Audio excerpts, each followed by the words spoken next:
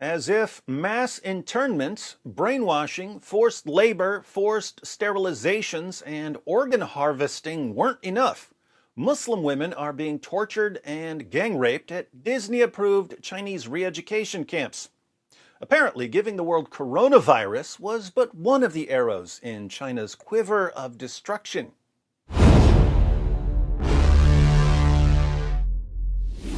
I was reading the Open Doors 2021 World Watch List, which evaluates the extent of Christian persecution in various countries, and I noticed that China moved up in the rankings. It went from the 23rd worst place to be a Christian to the 17th worst place to be a Christian. Here's a short description of what life is like for Christians in China. The church in China continues to enjoy strong growth. However, life for Christians is anything but straightforward. The policy of sinicizing the church, sinicizing something is to make it more Chinese, but in this context has more to do with making something more communist-friendly. The policy of sinicizing the church has been implemented nationwide as the Communist Party limits whatever it perceives as a threat to its rule and ideology. Thousands of churches have been damaged or closed. In some parts of China, children under the age of 18 aren't allowed to attend church, part of the country's efforts to stunt future growth. So, we've got communists who are attacking whatever threatens their rule and ideology, trying to stunt the future growth of the church. But communists aren't just anti-Christianity, they're anti-any religion that promotes belief in God and an afterlife, which is why the Disney-approved Chinese government has been rounding up Muslims and sending them to re-education camps. Now, I've seen people in the comments section saying things like, "Oh, China really knows how to deal with Muslims. They're not putting up with Islam." But before you put your stamp of approval on China's re-education camps, the way Disney did, let's read about what's happening to women in these camps. The BBC reports, "The men always wore masks," Tursanai Ziwudun said, "even though there was no pandemic then. They wore suits," she said, "not police uniforms. Sometime after midnight, they came to the cells to select the women they wanted and took them down the corridor to a black room where there were no surveillance cameras. Several nights," Ziwudun said, "they took her. Perhaps this is the most unforgettable scar on me forever," she said. "I don't even want these words to spill from my mouth." Where are these communist men in suits taking these Muslim women? Are they taking them to watch Mulan? Let's find out. Tursanai Ziawudun spent 9 months inside China's vast and secretive system of internment camps in the Xinjiang region. According to independent estimates, more than 1 million men and women have been detained in the sprawling networks of camps which China says exist for the re-education of the Uyghurs and other minorities. Human rights groups say the Chinese government has gradually stripped away the religious and other freedoms of the Uyghurs, culminating in an oppressive system of mass surveillance, detention, indoctrination, and even forced sterilization. The policy flows from China's president, Xi Jinping, who visited Xinjiang in 2014 in the wake of a terror attack by Uyghur separatists. Shortly after, according to documents leaked to the New York Times, he directed local officials to respond with absolutely no mercy. The U.S. government said last month that China's actions since amounted to a genocide. China says reports of mass detention and forced sterilization are lies and absurd allegations. This is actually a standard tactic when a dominant group wants to crush and oppress a smaller group in brutal fashion, but is worried about how that oppression will be perceived. In order to justify extreme oppression, you wait for someone in the smaller group to do something violent. Then you oppress everyone in the group. You say, "We have to respond with absolutely no mercy in order to protect ourselves from these dangerous people. And of course, our crackdown is going to include torture and rape." First-hand accounts from inside the internment camps are rare, but several former detainees and a guard have told the BBC that they experienced or saw evidence of an organized system of mass rape, sexual abuse, and torture. Tursunai Ziawudun, who fled Xinjiang after her release and is now in the U.S., said women were removed from cells every night and raped by one or more masked Chinese men. That could be a TV series in communist China, The Masked Rapist. I'm sure Disney would be happy to produce the show. She said she was tortured and later gang raped on 3 occasions, each time by 2 or 3 men. Ziawudun has spoken to the media before, but only from Kazakhstan, where she lived in constant fear of being sent back to China, she said. She said she believed that if she revealed the extent of the sexual abuse she had experienced and seen and was returned to Xinjiang, she would be punished more harshly than before. And she was ashamed, she said. That's another common tactic. The Chinese communists know they're dealing with women who are ashamed to talk about being raped. So they rape them, knowing that most of the women will never talk about it. Internal documents from the Kunas County Justice System from 2017 and 2018, provided to the BBC by Adrian Zenz, a leading expert on China's policies in Xinjiang, detail planning and spending for transformation through education of key groups, a common euphemism in China for the indoctrination of the Uyghurs. In one Kunas document, the education process is described as washing brains, cleansing hearts, strengthening righteousness, and eliminating evil. My goodness, it's like the Chinese government is going through a PowerPoint presentation on the tactics of oppressors. Tactic 3. What you're doing is raping and torturing women. How do you describe that on paper? Cleansing hearts, strengthening righteousness, eliminating evil. We're raping and torturing these women for the greater good. The BBC also interviewed a Kazakh woman from Xinjiang who was detained for 18 months in the camp system, who said she was forced to strip Uyghur women naked and handcuff them before leaving them alone with Chinese men. Afterwards, she cleaned the rooms, she said. My job was to remove their clothes above the waist and handcuff them so they cannot move, said Gulzira Awulkhan, crossing her wrists behind her head to demonstrate. Then I would leave the women in the room and a man would enter, some Chinese man from outside or a policeman. I sat silently next to the door, and when the man left the room, I took the woman for a shower. The Chinese men would pay money to have their pick of the prettiest young inmates, she said. So, Chinese communists are paying for the privilege of raping the prettiest Muslim women. Some former detainees of the camps have described being forced to assist guards or face punishment. Awulkhan said she was powerless to resist or intervene. Asked if there was a system of organized rape, she said, yes, rape. They forced me to go into that room, she said. They forced me to take off those women's clothes and to restrain their hands and leave the room. Some of the women who were taken away from the cells at night were never returned, Ziawudun said. Those who were brought back were threatened against telling others in the cell what had happened to them. You can't tell anyone what happened, you can only lie down quietly, she said. It is designed to destroy everyone's spirit.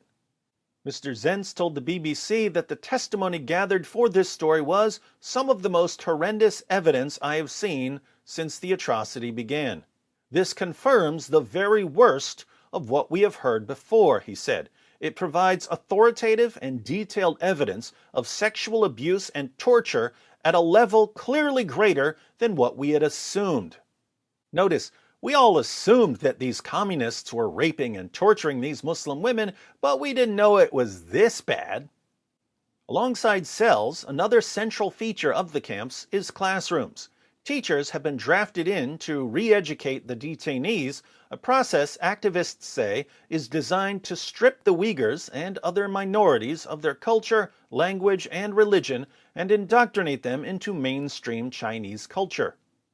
Kelbiner Sedek, an Uzbek woman from Xinjiang, was among the Chinese language teachers brought into the camps and coerced into giving lessons to the detainees. Sedek has since fled China and spoken publicly about her experience. The women's camp was tightly controlled, Sedek told the BBC, but she heard stories, she said, signs and rumors of rape. One day, Sedek cautiously approached a Chinese camp policewoman she knew. I asked her, I have been hearing some terrible stories about rape. Do you know about it? She said we should talk in the courtyard during lunch. So I went to the courtyard where there were not many cameras. She said, yes, the rape has become a culture. It is gang rape, and the Chinese police not only rape them, but also electrocute them. They are subject to horrific torture. That night, Sedek didn't sleep at all, she said. I was thinking about my daughter who was studying abroad, and I cried all night.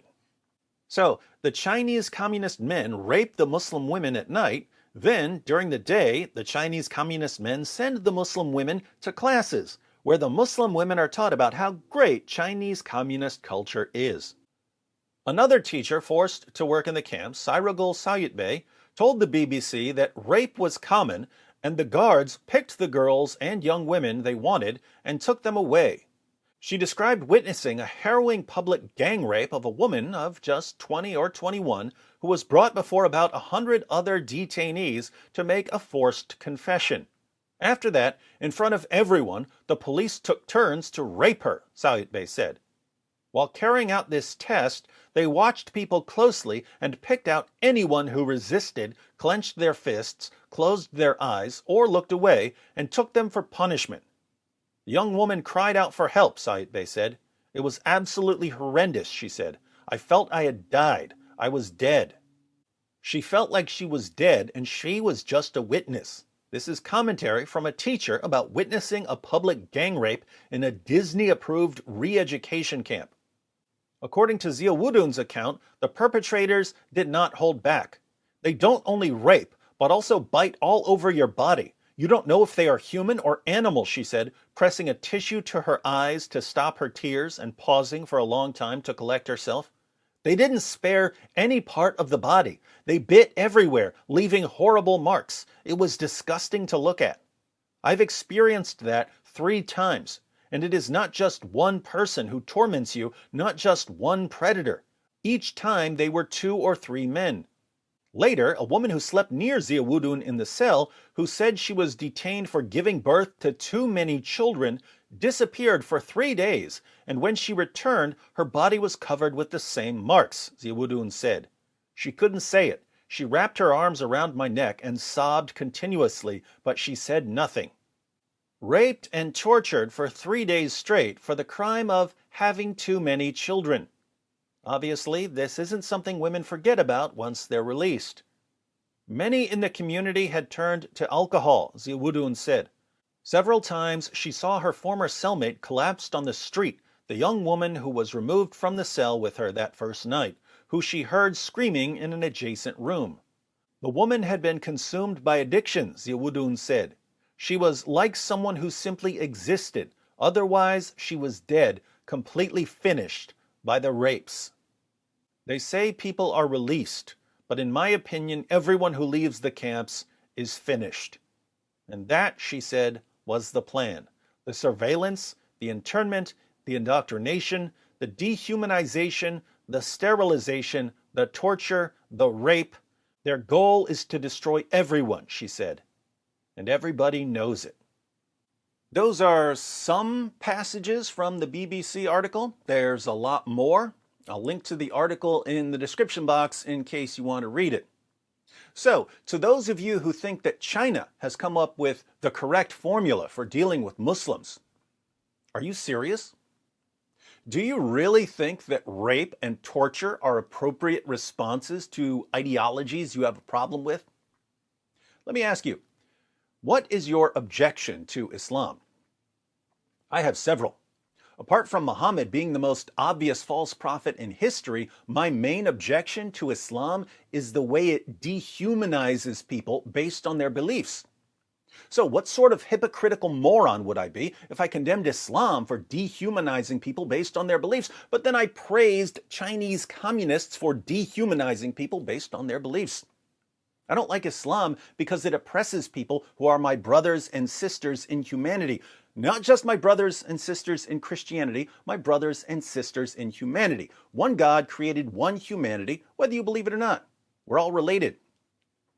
If your ideology oppresses my brothers and sisters, well, then I have a problem with your ideology.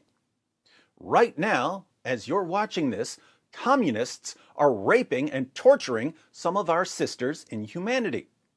And if you approve of that, I don't see how you're any better than any group you hate. Now, as for you Muslims who are watching, why are you not more upset about what's going on in China? If one Israeli soldier did this to one Palestinian Muslim prisoner, there would be international riots. But Chinese communists are torturing, gang raping, and forcibly sterilizing Muslim women, and I see Muslims condemning it in some tweets and videos, but the level of outrage doesn't seem to be proportional to the atrocities that are being committed. Why is that? Is it because lots of Muslim countries have lots of business dealings with China and they don't want to rock the boat and hurt their revenue, so Muslim politicians are sacrificing Uyghurs on the altar of their bank accounts? Priorities, am I right? Speaking of revenue, according to the Australian Strategic Policy Institute, the Chinese government has facilitated the mass transfer of Uyghur and other ethnic minority citizens from the far west region of Xinjiang to factories across the country. Under conditions that strongly suggest forced labor, Uyghurs are working in factories that are in the supply chains of at least 82 well-known global brands in the technology, clothing, and automotive sectors, including Apple, BMW, Gap, Huawei, Nike, Samsung, Sony, and Volkswagen. When Western nations make laws about business dealings with China, guess who throws a tantrum? We can see in the New York Times. Nike and Coca-Cola lobby against Xinjiang forced labor bill. Business groups and major companies like Apple have been pressing Congress to alter legislation cracking down on imports of goods made with forced labor from persecuted Muslim minorities in China. The super woke companies that are constantly lecturing us on ethics, Nike, Coca-Cola, Apple, Disney, they have no problem with making money from forced labor in China or with praising the Chinese government. If you tweet the wrong thing, they'll try to destroy your life. But they love working with Chinese communists who are torturing and raping Muslim women. If I didn't know better, which I don't, I might conclude that these companies don't care at all about right and wrong. They only care about dollars and cents. The leaders of these companies sat down in a boardroom and concluded that the best way to make money in America, given the direction we're heading, is to go as woke as possible, while the best way to keep their costs down is to use cheap Muslim slave labor in China. These CEOs are some of the most despicable people on the planet. They have no business lecturing any of us about anything, and they deserve to be mocked into obscurity the moment they point a moral finger at anyone. As a final note, and this is something for all of us to think about, we look at the atrocities of the past and we wonder, how did people sit back and let that happen? We think, if only we had been there, we would have stopped those people. And yet, when a country that will soon be the world's top economic superpower starts sending people to concentration camps and using slave labor to make the products we buy, the entire world looks the other way. Because interfering with the concentration camps would affect too many profit margins and raise the prices on our iPhones. So now we know how people in the past sat back and let atrocities happen. They let the atrocities happen because they were more concerned with being comfortable. Are we any better? We'll know soon enough.